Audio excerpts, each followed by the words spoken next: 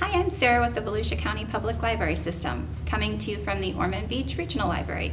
And on this episode of Volusia Gets Crafty, I'm going to walk you through how to create a project using a written pattern and a crochet diagram. Now, this Twilight Shells Throw is classified as a beginner project. It uses stitches we've learned so far, the double crochet, the single crochet, and some chains. But it also includes a new stitch called a double crochet decrease. So if you're interested in downloading this pattern, you can get it for free. You can check in the description box below. I'll put where you can get it. But I also have enlarged copies that I'll show as we're working through the project together. So hopefully you can follow along with that as well if you don't want to print it yourself. If you enjoy this video and are interested in pursuing some more written patterns or crochet diagrams, I encourage you to check out some of our books from volusialibrary.org. Or if you want to visit our digital platform like Hoopla, you can download a digital ebook form and get patterns at your fingertips in seconds. So whenever you're ready, why don't you grab a hook and some yarn, and let's go get started. Okay, so today we're going to be working on creating the Twilight Shells Throw. This one is different from the 4-leaf clover and 3-leaf clover pattern we did in the previous video, in that it doesn't work in the round, it works in rows. So you can see we're going to chain a length, and then we're going to work back and forth to create the pattern. And what we're going to do is we're going to start off by reading the crochet diagram for the first row, and then when we get to the second row, we're going to move to the written pattern. So we'll get a little chance to try both of them. Okay? Now this pattern I found works if you do a chain of 20 plus 4. So that's the multiple count. I'm just going to do a sample size today so you can get the overall effect.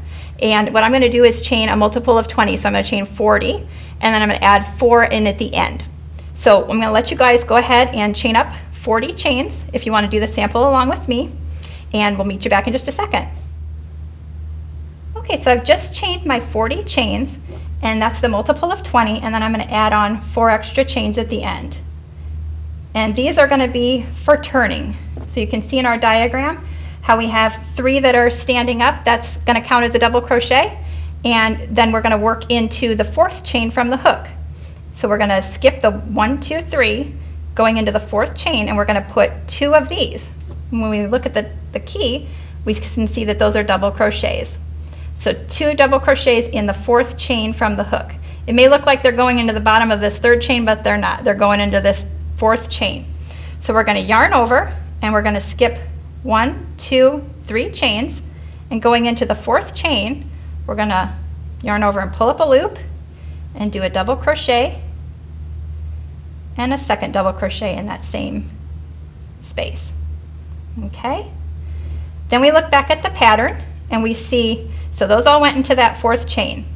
Then there's 1, 2, 3 chains that have nothing. And the 4th chain has a little X going in it, and that's a single crochet. So we're going to skip 3 chains and put a single crochet in the one after that. So we're going to skip 1, 2, 3, and in the 4th one, we're going to put a single crochet. And we look back at the pattern, we're going to skip 1, 2, 3 chains, and in the next one, we've got a whole bunch of double crochets, right? That's this one right here. We can see that there's 1, 2, 3, 4, 5, and they're all going into that same space. So yarn over, we're going to skip 1, 2, 3 chains and put 5 into the next chain. Now remember, this foundation chain row is the trickiest to hold on to, you guys. You don't have a whole lot to work with, but after you get past this row, it gets much, much easier.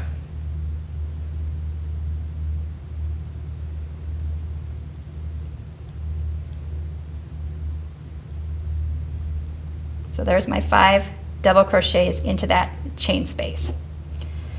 Then we're going to skip 3 of the chains, and in the next one we're going to put another single crochet. So we're going to skip 3, and be careful because when you put a lot into one chain, it can make the chain right next to it kind of small, but don't forget to count that or you're going to be off.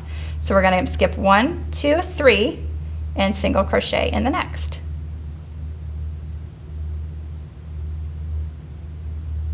Oopsie, I'm losing it, guys. Single crochet in the next. All right, then we go back to our pattern, and you can see on here it looks like we're at the end, right? But that was just the sample. The that you're going to have to work many times if you make a big chain. So what we need to do is repeat this part that's in yellow. So we've skipped the 3 chains, we've done our single crochet, we need to skip another 3 and repeat it because it's going to go over and over again. So we did the final single crochet, we're going to skip 3, but instead of hitting the end, we're going to repeat this 5 guy in the middle. So we're going to skip 1, 2, 3, and into the next we're going to put 5 double crochets.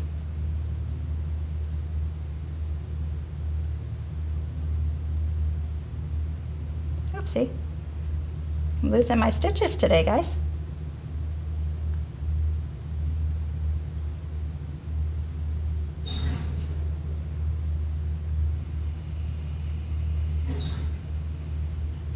And often the patterns will do that where it will show you what is the repeat, but once you hit the end, you'll go back to the beginning and repeat that over and over again. So we just did the 5 double crochets, we'll skip 3, come back, and we're going to do another single crochet. So remember 1, 2, 3, single crochet in the next. So you're going to work that all the way across your chain length. You'll skip 3, put 5 double crochets in the next, skip 3, a single crochet, and then repeat that until you get towards the end. You'll have about 4 chains left, and then meet me back and we'll show you how to end this row. All right, so I've worked my way all the way across the chain, and I've got 1, 2, 3, 4 chains left, which is perfect because now we're going to finish off the rest of this diagram. So we've just done our last single crochet. We're going to skip 1, 2, 3 of these ovals, which are the chains, and in the last one we're going to put 3 double crochets.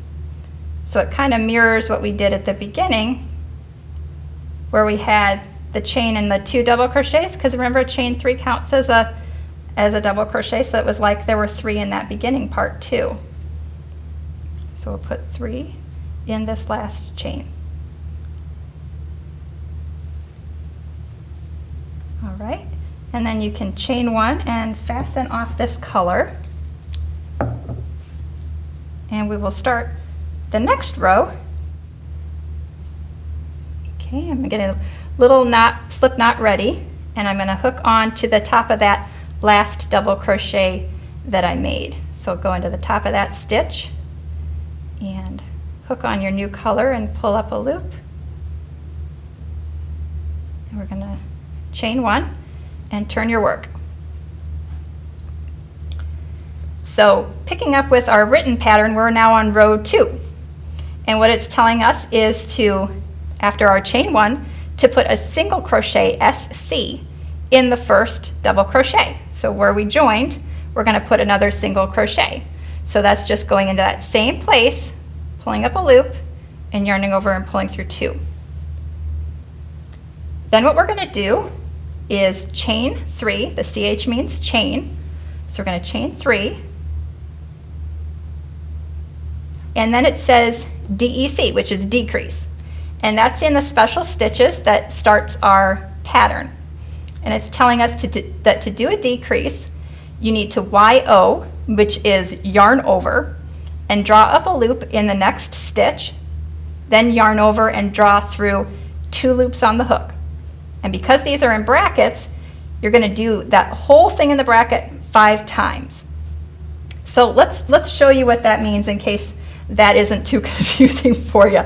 So what we're going to do is to do a double crochet. We're going to yarn over, and we're going to go into the next stitch and draw up a loop.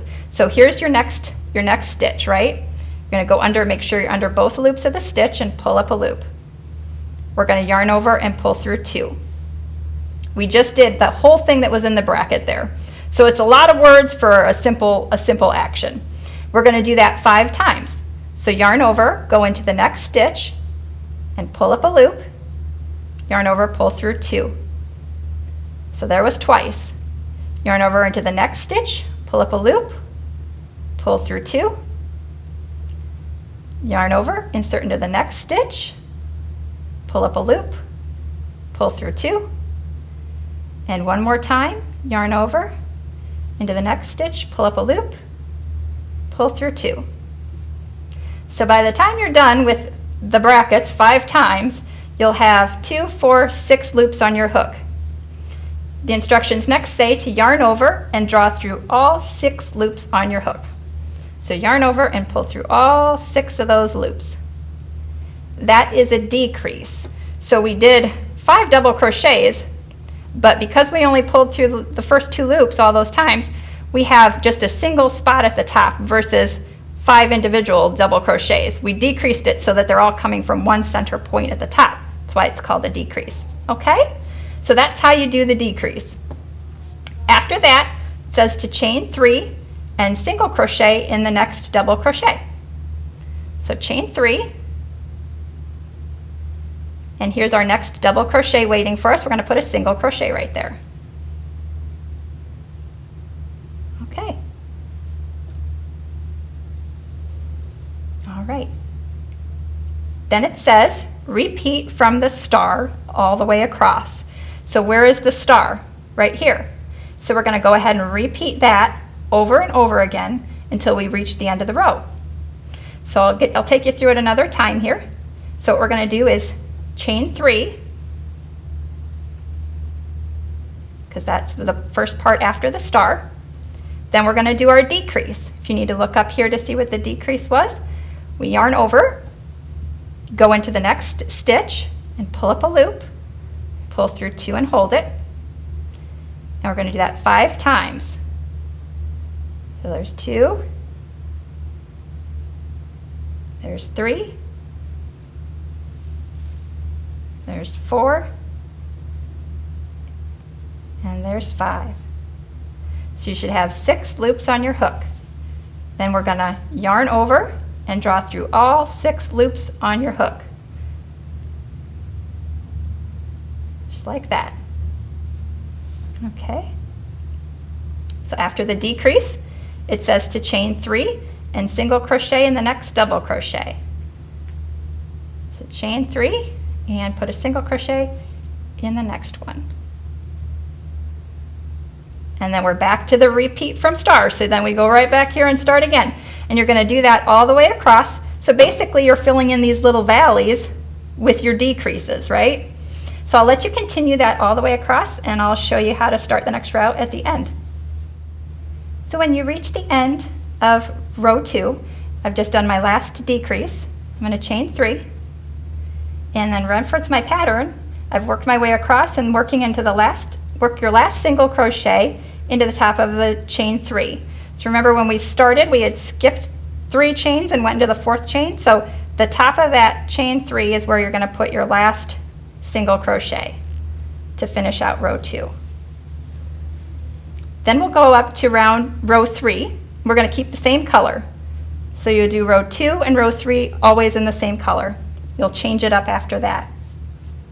So starting row 3, we're going to start with our chain 3, which will count as a double crochet. You can see that in the instructions here.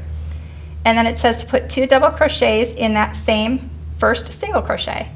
So we're going to put 2 more right next to the chain we made. Okay. Then we're going to put a single crochet in the top of the decrease. So here is your decrease. You can see the hole where they all came together. That's where you're going to put a single crochet. And then you're going to put 5 double crochets in the next single crochet. So here's your single crochet right there, and that's where you're going to put 5 double crochets.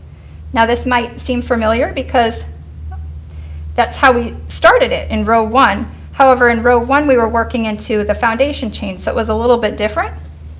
But this time we're working into the actual project, so it's a little bit easier. You don't have to count your chains. All right, so there's 1, 2, 3, 4, 5. And then it says to repeat from the star. So we go back to the single star, and we are going to do that again. So single crochet in the top of the decrease, 5 double crochets in the next single crochet. So here's our next single crochet. So 1, 2,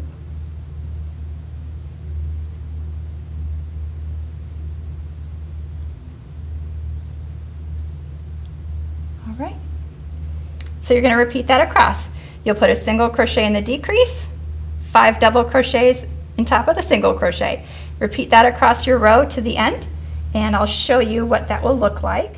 Here's a little example I've gone ahead and made ahead of time. You can see how I changed colors. So after you finish row 3, you'll have 2 rows of the same color. You'll then change to the next color for row 2 and 3, and then another color for row 2 and 3, and it'll give you this neat shelling effect for the Twilight Shells Throw. Okay, now you'll repeat that if you want to follow the pattern. It says to repeat rows 2 and 3 for 58 times. So if you change that 188 to start and you want to follow the pattern exactly as you've seen it, you would do that. You always want to be sure to end on a row 2, which will make it flat so that you can make the border that goes around the outside edge. So I hope you enjoyed this tutorial. You can check out more like it on Volusia Library's YouTube channel. And I want to thank you for joining me today. I'll see you guys next time. Bye-bye.